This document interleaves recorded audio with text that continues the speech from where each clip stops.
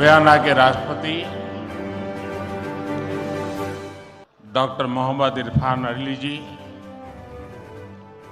Suriname के राष्ट्रपति श्री चंद्रिका प्रसाद संतोखी जी, मध्य प्रदेश के राज्यपाल श्री मंगूभाई पटेल, मुख्यमंत्री शिवराज सिंह चौहान, विदेश मंत्री श्री एस जयशंकर जी, मंत्रिमंडल के अन्य सहयोगीगण और प्रवासी भारतीय दिवस सम्मेलन में विश्व भर से पधारे मेरे प्रिय भाइयों,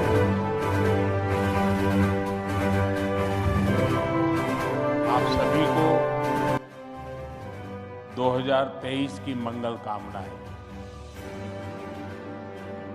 करीब 4 वर्षों के बाद प्रवासी भारतीय दिवस सम्मेलन एक बार फिर अपने मूल स्वरूप में अपनी पूरी भव्यता के साथ हो रहा है। अपनों से आमने सामने की मुलाकात का, आमने सामने की बात का अपना अलग ही आनंद भी होता है और उसका महत्व भी होता है। मैं आप सभी का 130 करोड़ भारतवासियों की ओर से अभिनंदन करता हूं, स्वागत करता हूं। भाइयों और बहनों, यहां उपस्थित प्रत्येक प्रवासी भारतीय अपने अपने क्षेत्रों में असाधारण उपलब्धियों के साथ अपने देश की माटी को नमन करने आया है। और ये प्रवासी भारतीय सम्मेलन मध्य प्रदेश की उस धरती पर हो रहा है जिसे देश का हृदय क्षेत्र कहा जाता है। एमपी में मां नर्मदा का जल, यहाँ के जंगल, आदिवासी परंपरा, यहाँ का अध्यात्म, ऐसा कितना कुछ है जो आपकी इस यात्रा को अविस्मरणीय बनाएगा। अभी हाल ही में पास ही उज्जैन में भगवान महाकाल के महालोक का भी भव्य और दिव्य विस्तार हुआ है।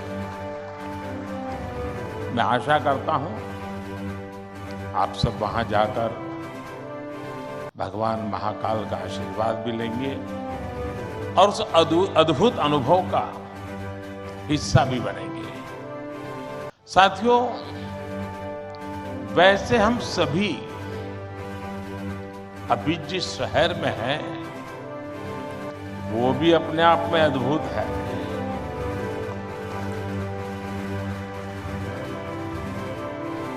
लोग कहते हैं कि इंदौर एक शहर है, लेकिन मैं कहता हूं इंदौर एक दौर है। ये वो दौर है जो समय से आगे चलता है फिर भी विरासत को समेटे रहता है। इंदौर ने स्वच्छता के क्षेत्र में देश में एक अलग पहचान स्थापित की है। खाने पीने के लिए अपन इंदौर, अपन का इंदौर,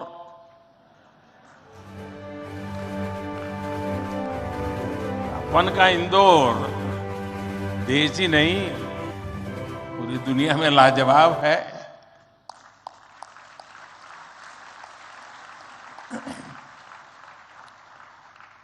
इंदौरी नमकीन का स्वाद, यहाँ के लोगों के यहाँ पर जो पोहे का पैशन है, साबूदाने की खिचड़ी, कचौरी, समोसे, शिकंजी, जिसने भी इसे देखा उसके मुंह का पानी नहीं रुका और जिसने इन्हें चखा उसने कहीं और मुड़कर नहीं देखा।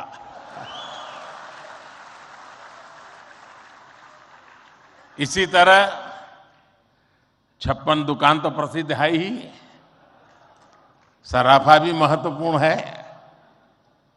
यही वजह है कि कुछ लोग इंदौर को स्वच्छता के साथ साथ स्वाद की राजधानी भी कहते हैं। मुझे विश्वास है यहां के अनुभव आप खुद भी नहीं भूलेंगे और वापस जाकर दूसरों को यहां के बारे में बताना भी नहीं भूलेंगे। फ्रेंड्स, दिस प्रवासी भारतीय दिवस is special in many ways. We celebrated 75 years of India's independence just a few months ago. Our digital exhibition related to our freedom struggle has been organized here. It brings the glorious era in front of you again. Friends, the nation has entered the Amrit Kaal of the next 25 years. Our Pravasi Bhartiyas have significant place in this journey. India's unique global vision and its important role in the global order will be strengthened by you people.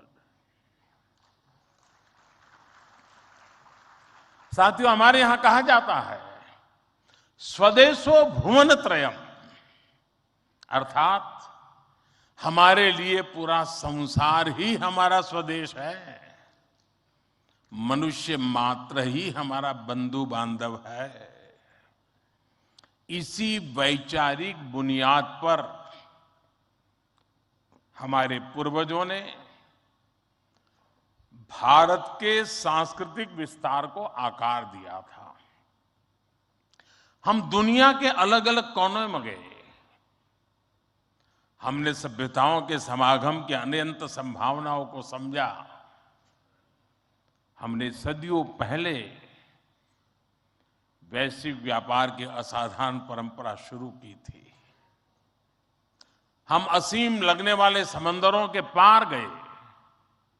अलग अलग देशों, अलग अलग सभ्यताओं के बीच व्यावसायिक संबंध कैसे साझी समृद्धि के रास्ते खोल सकती हैं, भारत ने और भारतीयों ने करके दिखाया।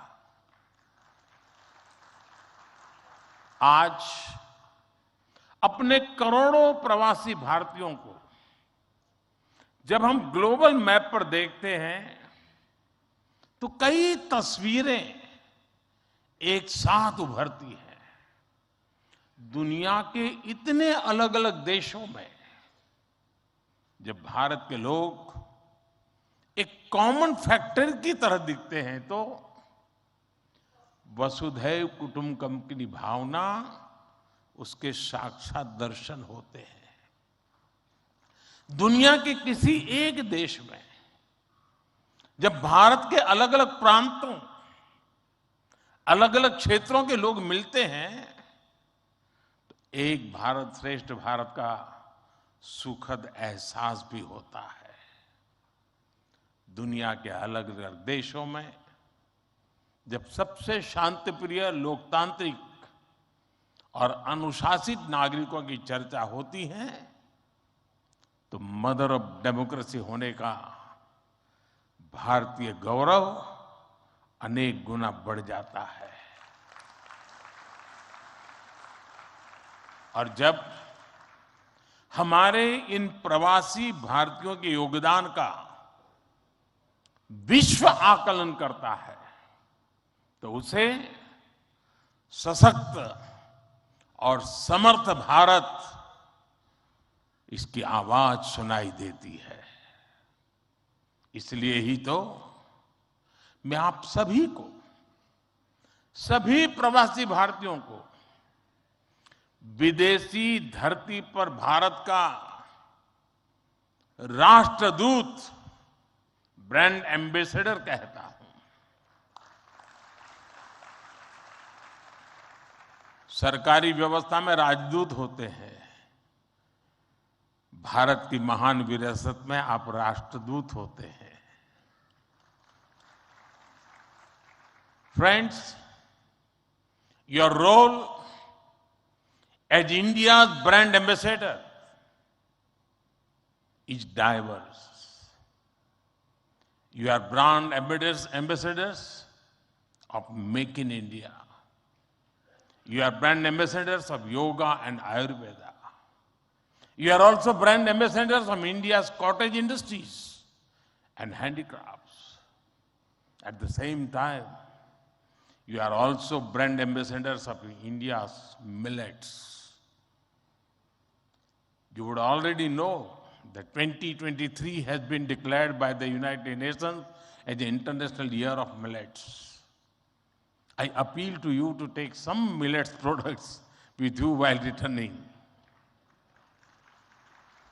You also have another important role to play in these rapidly changing times. You are the people who will address the world's desire to know more about India. Today, the whole world is waiting and watching India keenly with great interest and curiosity. It is important to understand why I'm saying this. साथियों, पिछले कुछ वर्षों में भारत ने विकास की जो गति प्राप्त की है, जो उपलब्धियां हासिल की हैं, वो असाधारण है, अभूतपूर्व है। जब भारत कोविड महामारी के बीच कुछ महीनों में ही स्वदेशी वैक्सीन बना लेता है, जब भारत अपने नागरिकों को 220 करोड़ से ज्यादा वैक्सीन डोज मुफ्त लगाने का रिकॉर्ड बनाता है, जब वैश्विक अस्थिरता के बीच भी भारत विश्व की उभरती अर्थव्यवस्था बनता है, जब भारत विश्व की बड़ी इकोनॉमी से कॉम्पीट करता है, टॉप 5 इकोनॉमी में शामिल होता है, जब भारत दुनिया का तीसरा सबसे बड़ा स्टार्टअप इकोसिस्टम बनता है, जब मोबाइल मैन्युफैक्चरिंग जैसे क्षेत्रों में, इलेक्ट्रॉनिक मैन्युफैक्चरिंग के क्षेत्र में मेक इन इंडिया का डंका बजता है, जब भारत अपने दम पर Tejas fighter plane, aircraft carrier, INS Vikrant और अरिहंत जैसी न्यूक्लियर सबमरीन बनाता है, तो स्वाभाविक है दुनिया और दुनिया के लोगों में क्यूरियोसिटी होती है कि भारत क्या कर रहा है, कैसे कर रहा है। लोग जानना चाहते हैं कि भारत की स्पीड क्या है, स्केल क्या है, भारत का फ्यूचर क्या है। इसी तरह जब कैशलेस इकोनॉमी की बात होती है, फिनटेक की चर्चा होती है, तो दुनिया ये देखकर हैरात में है कि विश्व के 40% real time digital transaction Bharat में होते हैं। जो स्पेस के फ्यूचर की बात होती है, तो भारत की चर्चा स्पेस टेक्नोलॉजी के मोस्ट एडवांस देशों में होती है। भारत एक बार में 100 सैटेलाइट लॉन्च करने का रिकॉर्ड बना रहा है। सॉफ्टवेयर और डिजिटल टेक्नोलॉजी के क्षेत्र में हमारी ताकत दुनिया देख रही है। आप में से बहुत से लोग भी इसका बहुत बड़ा जरिया है। भारत का ये बढ़ता हुआ सामर्थ्य, भारत का ये दमखम, भारत की जड़ों से जुड़े हर व्यक्ति का सीना चौड़ा कर देता है। वैश्विक मंच पर आज भारत की आवाज, भारत का संदेश, भारत की कही बात एक अलग ही मायने रखती है। भारत की ये बढ़ती है ताकत आने वाले दिनों में और ज्यादा बढ़ने वाली है। और इसलिए भारत के प्रति जिज्ञासा, भारत के प्रति क्यूरियोसिटी भी और बढ़ेगी। और इसलिए विदेश में रहने वाले भारतीय मूल के लोगों की, प्रवासी भारतीयों की जिम्मेदारी भी बहुत बढ़ जाती है।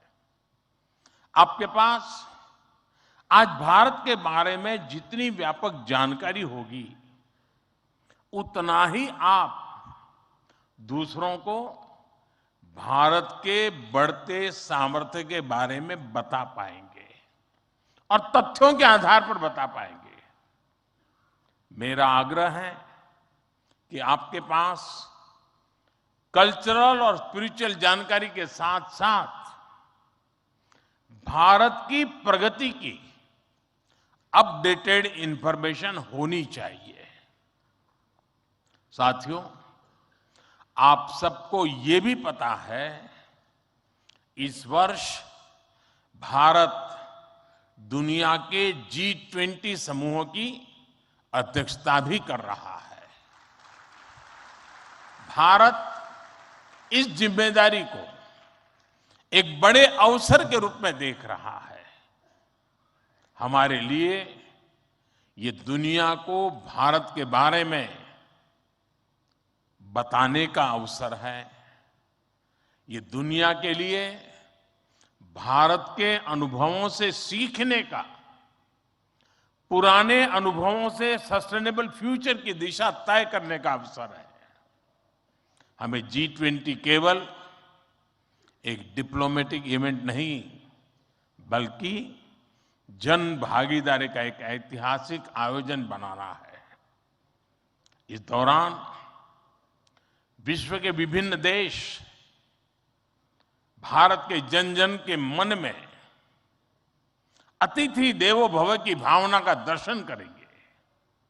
आप भी अपने देश से आ रहे प्रतिनिधियों से मिलकर उन्हें भारत के बारे में बता सकते हैं। इससे उन्हें भारत पहुंचने से पहले ही अपनत्व और स्वागत का एहसास होगा। साथियों, और मैं तो ये भी कहूंगा कि जब G20 समिट में, क्योंकि कोई 200 मीटिंगें होने वाली है, G20 समूह के 200 डेलीगेशन यहां आने वाले हैं, हिंदुस्तान के अलग अलग शहरों में जाने वाले हैं। वापस जाने के बाद वहां पर रहने वाले प्रवासी भारतीय उनको बुलाएं, भारत में गए थे तो कैसा रहा, उनके अनुभव सुने। मैं समझता हूं कि उनके साथ हमारे बंधन को और मजबूत करने के लिए अवसर बन जाएगा। साथियों, आज भारत के पास न केवल दुनिया के नॉलेज सेंटर बनने का, बल्कि स्किल कैपिटल बनने का सामर्थ्य भी है। आज भारत के पास सक्षम युवाओं की एक बड़ी तादाद है। हमारे युवाओं के पास स्किल भी है, वैल्यूज भी है और काम करने के लिए जरूरी जज्बा और ईमानदारी भी है। भारत की ये स्किल कैपिटल दुनिया के विकास का इंजन बन सकती है। भारत में उपस्थित युवाओं के साथ ही भारत की प्राथमिकता वो प्रवासी युवा भी हैं जो भारत से जुड़े हैं। हमारे नेक्स्ट जनरेशन युवा जो विदेश में जन्मे हैं, वहीं पले बड़े हैं, हम उन्हें भी अपने भारत को जानने समझने के लिए कई अवसर दे रहे हैं। नेक्स्ट जनरेशन प्रवासी युवाओं में भी भारत को लेकर उत्साह बढ़ता चला जा रहा है। वो अपने माता पिता के देश के बारे में जानना चाहते हैं, अपनी जड़ों से जुड़ना चाहते हैं। ये हम सब की जिम्मेदारी है कि हम युवाओं को न केवल देश के बारे में गहराई से बताएं, बल्कि उन्हें भारत दिखाएं भी।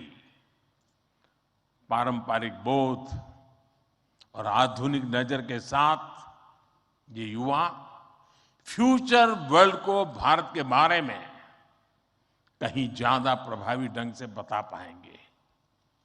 जितनी युवाओं में जिज्ञासा बढ़ेगी, उतना ही भारत से जुड़ा पर्यटन बढ़ेगा, भारत से जुड़ी रिसर्च बढ़ेगी, भारत का गौरव बढ़ेगा।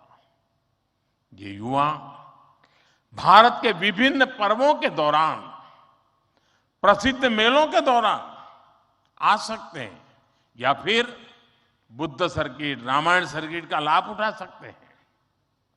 वो आजादी के अमृत महोत्सव के तहत हो रहे कार्यक्रमों में भी जुड़ सकते हैं। साथियों, मेरा एक और सुझाव है। कई देशों में भारत से प्रवासी कई सदियों से जाकर बसे हैं। भारतीय प्रवासियों ने वहां के राष्ट्र के निर्माण में अपने असाधारण योगदान दिए हैं। हमें इनकी लाइफ, उनके स्ट्रगल्स और उनके अचीवमेंट्स को डॉक्यूमेंट करना चाहिए। हमारे कई बुजुर्गों के पास उस जमाने की कई मेमोरीज होगी। मेरा आग्रह है कि यूनिवर्सिटी के माध्यम से हर देश में हमारे डायस्पोरा के हिस्ट्री पर ऑडियो, वीडियो या लिखित डॉक्यूमेंटेशन के प्रयास किए जाएं। साथियों, कोई भी राष्ट्र उसमें निष्ठा रखने वाले हर व्यक्ति के दिल में जीवित रहता है। यहां भारत से कोई व्यक्ति जब विदेश जाता है और उसे वहां एक भी भारतीय मूल का व्यक्तित्व या व्यक्ति मिल जाता है, तो उसे लगता है कि उसे पूरा भारत मिल गया। यानी आप जहां रहते हैं, भारत को अपने साथ रखते हैं। बीते 8 वर्षों में देश ने अपने डायस्पोरा को ताकत देने के लिए हर संभव प्रयास किया है। आज भारत का ये कमिटमेंट है कि आप दुनिया में कहीं भी रहेंगे, देश आपके हितों और अपेक्षाओं के लिए आपके साथ रहेगा। मैं गयाना के राष्ट्रपति जी और सूरीनाम के राष्ट्रपति जी का भी हृदय से आभार व्यक्त करता हूं, अभिनंदन करता हूं कि इस महत्वपूर्ण समारोह के लिए उन्होंने समय निकाला और उन्होंने जितनी बातें आज हमारे सामने रखी है, वे वाकई बहुत उपयोगी हैं। और मैं उनको विश्वास दिलाता हूं कि जिन सुझावों को उन्होंने रखा है, उस पर भारत जरूर खरा उतरेगा। मैं गयाना जी के राष्ट्रपति जी का भी बहुत आभारी हूं कि उन्होंने आज काफी पुरानी यादें साझा की। क्योंकि जब मैं गयाना गया तो मैं कुछ भी नहीं था, मुख्यमंत्री भी नहीं था, और तब का नाता उन्होंने याद करके निकाला। मैं उनका बहुत बहुत आभारी हूं। मैं फिर एक बार आप सभी प्रवासी भारतीय दिवस के लिए इस समारोह में आए, बीच के गैप के बाद मिलने का मौका मिला है। मेरी तरफ से आपको अनेक अनेक शुभकामनाएं हैं। बहुत लोगों से मिलना होगा, बहुत लोग चीजें जानने को मिलेगी, जिसे लेकर के, उन स्मृतियों को लेकर के फिर अपने कार्य क्षेत्र में लौटेंगे, अपने रिस्पेक्टिव कंट्री में जाएंगे। मुझे विश्वास है कि भारत के साथ जुड़ाव का एक नया युग शुरू होगा। मेरी आपको बहुत बहुत शुभकामनाएं। धन्यवाद।